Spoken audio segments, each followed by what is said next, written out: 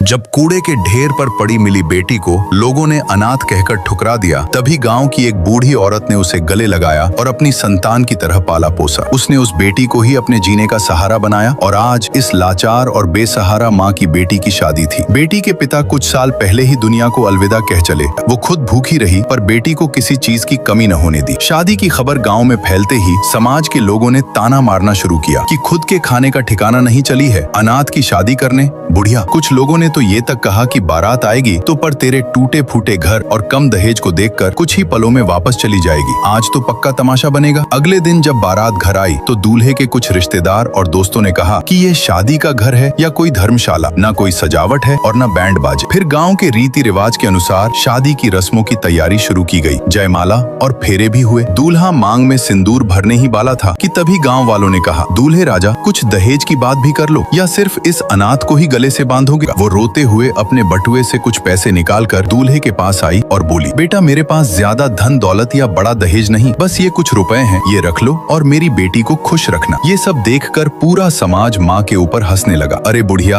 अब बिना दहेज की शादियाँ नहीं होती, चलो चलो सब घर चलो, अब ये बारात वापस जाएगी। तभी अचानक दूल्हा आगे आया, लेकिन फिर दूल्हे ने जो कहा उसने पूरे समाज की बोलती बंद कर दी। वो बोला, अब ये बारात वापस तो जाएगी लेकिन खाली हाथ नहीं, दुल्हन को साथ लेकर। माता जी, क्या पैसा धन दौलत ही दहेज होता है? आपने जो अपनी बेटी का कन्यादान मुझे दिया है वो क्या किसी दहेज से कम है? मुझे मेरी पत्नी के अलावा अब इस घर से कुछ नहीं चाहिए। दूल्हे ने बिना दहेज के शादी करके ये साबित कर दिया कि बेटियां भी किसी दहेज से कम नहीं होती। लेकिन अफसोस, हमारा ये लालची समाज ऐसे बेटों की सोच को कभी लाइक शेयर नहीं करेगा। जिस किसी को भी इसकी सोच पर गर्व हुआ हो वो इस चैनल को सब्सक्राइब करें और वीडियो को लाइक करें।